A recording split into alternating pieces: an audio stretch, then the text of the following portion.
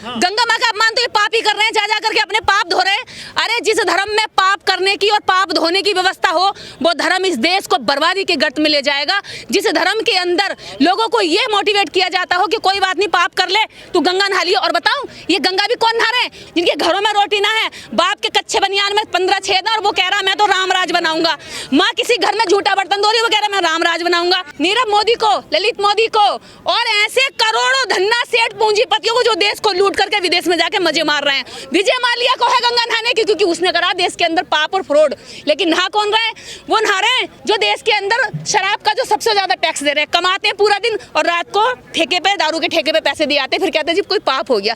अरे तुम मर जाओगे करते करते, ना तुम्हारे पाप धुले, ना तुम्हारा जीवन सुधरा, ना तुम्हारे बच्चों को एजुकेशन मिली। तुम्हारी तरक्की अगर होगी तो गंगा नहाने से न होगी। तुम्हारा अगर पाप धुलेगा तो तुम्हारे बच्चों को शिक्षित करने से धुलेगा। तो हम ऐसी जगह क्यों जाएंगे भाई? शिक्षित महिला हूँ, अम्बेडकर साहब की पुत्री हूँ, बाबा साहब अम्बेडकर की और पेरियार की और ज्योतिबा फूले की वैचारिक पुत्री हूँ।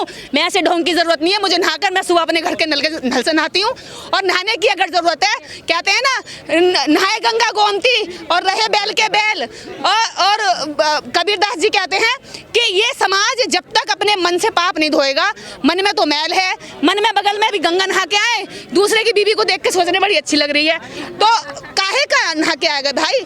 तो ऐसी नहाने से अच्छा है कि मन को साफ करो। बुद्ध ने भी यही बात की है, कबीर ने भी कही है, रैदास ने भी की है, पहले अच्छे इंसान बनो, फिर आपको पाप करने की और गंगा नहाने की जरूरत पड़ेगी। मैं नहीं जाऊंगी भैया, मैं कुंभ में, ये कुंभ मेला कैप्चर किया गया मेला है। ये कुंभ भी बुद्ध से जुड़ा हुआ है, ये बौद्धों का मेला है। मैं जाऊंगी जिस दिन इसमें शुद्धिकरण हो जाएगा, मैं जाऊंगी जिस दिन देश में बौद्धों की सरकार आ जाएगी, मैं जाऊंगी जिस दिन इसमें वैचारिक लोगों की सरकार आ जाएगी। अभी बुद्ध को पूरा पाखंड के रूप में घेर रखा है, तो मैं उस पाखंड में शामिल होने क्यों जाऊं? मैं तो आज उसी भीड़ का हिस्सा कहलाऊंगी ना, कि उस पाखंड के अंदर उस भीड़ में खड़ी हो गई। तो कि बाबा साहेब का जो कारवां रात दिन चलने वाला था, अगर बाबा साहेब भी एक दिन तुम्हारे लिए रोकर, दर्द दिखाकर कि ये गरीब समाज है, पिछड़ा है, फटे हाल में रहता है, और रो लेते या अपने मन को शांत करके आराम से अपना जीवन विदेश में सेटल कर लेते, तो इस देश के दलितों का जीवन सुधरता?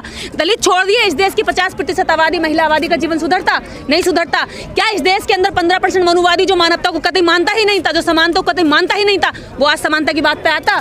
क्या वो आज वोट डालने देता? नहीं डालने देता। तो मैं यही बात कहना चाहती हूँ कि रोने धोने से या फूल चढ़ाने से, अगरबत्ती धूप बत्ती लगाने से अगर हमारी मनोतियाँ पूरी हो रही होती तो बाबा साहेब डॉक्टर अम्बेडकर से पहले भी हमने 33 करोड़ के आगे ये सब कुछ बहुत कुछ कर लिया था।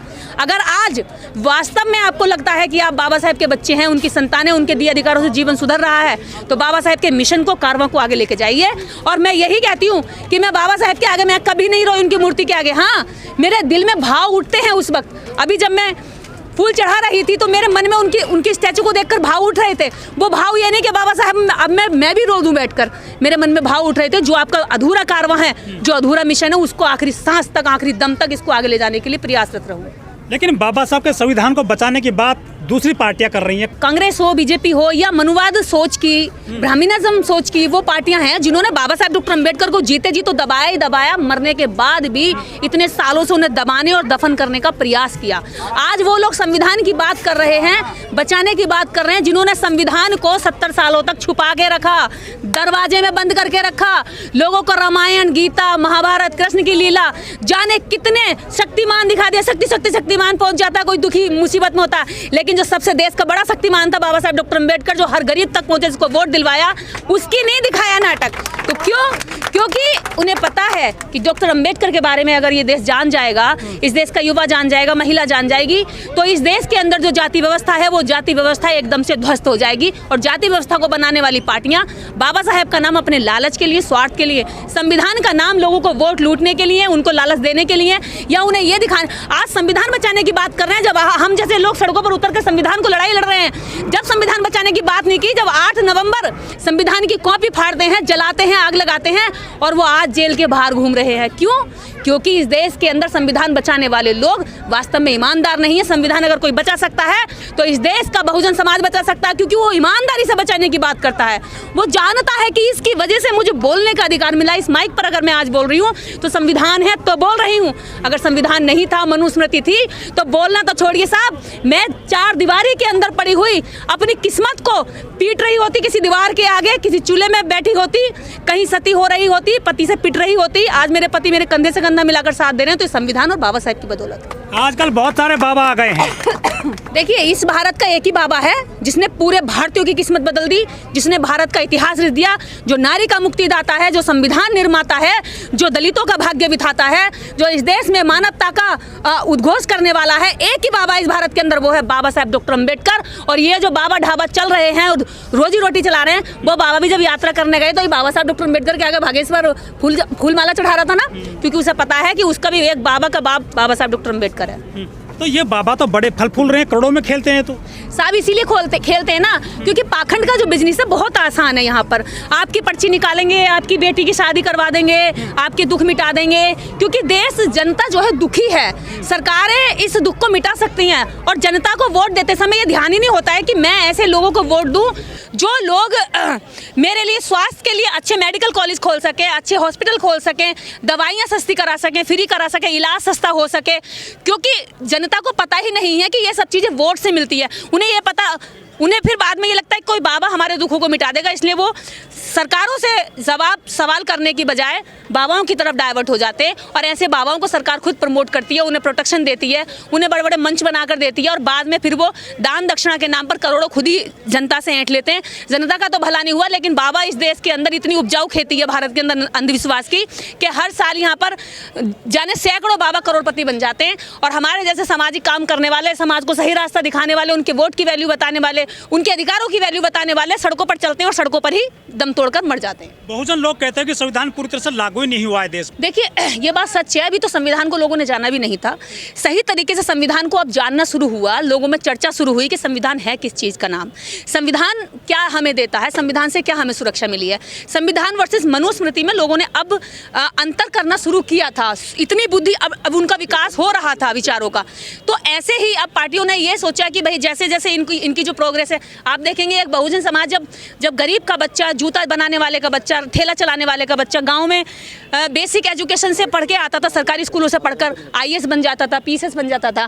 क्या आज के स्कूलों में पढ़ करके कोई चपरासी भी बन सकता है? नहीं बन सकता, क्योंकि उन्हें पता है कि एजुकेशन से इनकी प्रोग्रेस हुई। अब उनको ये भी पता है कि ये जो बोल रहे हैं, सवाल कर रहे हैं, जवाब दे रहे हैं, तो ये भी केवल और केवल संविधान की बदौलत है। इसलिए संविधान को खत्म करना चाहते हैं। एक मिनट के लिए मैं आज भारत के लोगों से ये सवाल पूछना चाहती हूँ, कुछ सेकंड के लिए आप संविधान एक तरफ रख दीजिए, फिर देखिए कि आपकी हालत क्या बुरी होती है। आज संविधान है, तब आप शिक्षा मांगने जाते हैं तो आप पर लाठियां बरसाई जाती हैं। जब 69,000 शिक्षक भर्ती के लोग सड़कों पर उतरते हैं तो लाठियां बरसाई जाती हैं। स्टूडेंट सड़क पर उतरते हैं तो लाठियां बरसाई जाती हैं। आंगनबाड़ी वाली महिलाएं अपनी सैलरी बढ़ाने के लिए सड़क पर उतरती हैं तो लाठियां बरसाई जाती हैं। किसी महिला के साथ रेप हो जाए, उसको न्याय दिलाने के लिए सड़कों पर उतरते हैं तो लाठियां बरसाई जाती हैं। तो ऐसी सरकारें, ऐसे लोग, ऐसी मनुवादी सिस्टम में बैठे हुए वो मजबूत लोग जो हमेशा से अपनी पेट पूजा करने के लिए आपको गुमराह करते रहे हैं, क्या वो आपको संविधान अगर नहीं होगा तो चैन से जीने देंगे? संविधान है देश में, उसके बावजूद मस्जिद के नीचे मंदिर खोदा जा रहा है। मंदिरों के नीचे और मस्जिदों के नीचे अगर खोदने की जरूरत हो तो 25 फीट खोद लीजिए, सब जगह बुद्ध मिलेगा। और बुद्ध पूरे भारत में नहीं, एशिया में भी मिलता है। बुद्ध निकलेंगे, बिल्कुल निकलेंगे, मैं दावे के साथ कहती हूँ। और मैं तो ये कहती हूँ, भारत की सरकार अब सारा काम धाम छोड़कर वैसे भी रोजगार नहीं दे रही, रोटी नहीं दे रही है, कपड़ा लत्ता कुछ सस्ता नहीं कर रही है, और देश के अंदर महंगाई को दर पे दर बढ़ा रही है। तो ऐसा जब तुम कुछ कर ही नहीं रहे तो अब ऐसा करो, सारा काम छोड़ छाड़ के अब पूरे देश की खुदाई कर लो। क्या पता किसी के नीचे कुछ ना कुछ तो मिलेगा। और सबसे ज्यादा जो अवशेष मिलेंगे वो बुद्ध के मिलेंगे, या हड़प्पा के सभ्यता के मिलेंगे, या मोहनजोदाड़ो के मिलेंगे। आपको अयोध्या में भी बुद्ध के अवशेष मिले थे, लेकिन आप जब सुप्रीम कोर्ट गए थे, देखिए हमारे साथ होता क्या है साहब, सरकारें अखबार उनका जो चाहे वो लिख दे, पुलिस उनकी जब मन चाहे तब उठा ले, रासुका लगा दें, गलत मुकदमे लगा दें, और मीडिया उनका जब चाहे तब हम पे कोई भी आरोप प्रोपेगेंडा फैला करके पूरी जनता को बता दे कि हम अपराधी हैं। तो ये जिनकी सरकारें होती हैं उसके अंदर ताकत होती है, और सरकारों के माध्यम से ये देश के अंदर पाखंड को फैलाया जा रहा है। और जो धर्म जिस हिंदू धर्म का कोई संस्थापक नहीं, जिस हिंदू धर्म का कोई किसी वेद में, किसी पुराण में, किसी भी धार्मिक इनके ग्रंथ में हिंदू शब्द का कहीं जिक्र तक नहीं, ऐसे हिंदू शब्द चल रहा है, राम राज्य बोलिए। क्यों भाई, मैं ये मैं कहना चाहती हूँ कि भारत जब संविधान नहीं था तो उससे पहले हिंदू राष्ट्र ही था, लोग हिंदू ही तो थे, सारे हिंदू ही तो थे। बुद्ध भी 9वें अवतार हैं विष्णु के। 9 कभी विष्णु का अवतार अगर कोई कहता है तो बाबा साहब डॉक्टर अम्बेडकर ने अपनी 22 प्रतिज्ञाओं में साफ सुथरे शब्दों में लिखा है कि अगर कोई कहता है कि विष्णु का 11वां अवतार है भगवान बुद्ध, तो ये पागलपन 11वां 12वां 11वां और 9वां दो तरह का बोलते हैं। तो ये मैं इस प्रचार को पागलपन मानूंगा, तो मैं ऐसे पागलपन के साथ नहीं जाऊंगी। ये वो लोग जा रहे हैं नहाने के लिए जिन्होंने पाप किया है। मैं तो इस देश को सुधारने के लिए, तरक्की करने के लिए काम करूँ, मैंने पाप ही नहीं किया, मैं कहे जाऊंगी। मैं तो यही कहूंगी बाबा साहब के बच्चों से कि आंसू बहाने से बात नहीं बनेगी। जो उनका कारवां है, जो उनका मिशन मूवमेंट है, जो उनका लिखित संविधान है, जो उनके दिए अधिकार है, उनको बचाने से बात बनेगी। उनके बताए रास्ते पर चलने से बात बनेगी। रो लिए, थोड़ी देर रोकर शांत कर लिया मन को, और फिर जो है पूरे 5 साल, पूरे साल भर के लिए सो गए। तो ऐसा सोने वाले और ऐसे रोने वाले अनुयायी नहीं होते हैं, भक्त होते हैं। तो मैं भक्तों को हिलाकर कहना चाहती हूँ, अनुयायी बनिए। मार्क्स के केवल 14 अनुयायी थे और पूरे विश्व में कार्ल मार्क्स की विचारधारा पहुँच गई। और जब बाबा साहेब का परिनिर्माण हुआ था तो लाखों अनुयायी थे, रो रहे थे, छाती पीट रहे थे, गिड़गिड़ा रहे थे, पटक रहे थे सर को। और वो रोने वाले बाबा साहब डॉक्टर अम्बेडकर की विचारधारा को भारत से बाहर ले जाने में असक्षम रहे, क्योंकि रोतड़ू लोग कभी इतिहास नहीं लिखते। बाबा साहब डॉक्टर अम्बेडकर का जो मिशन है वो इतना छोटा या इतना आसान नहीं है कि एक दिन रो दिया और हमने श्रद्धांजलि अर्पित कर दी।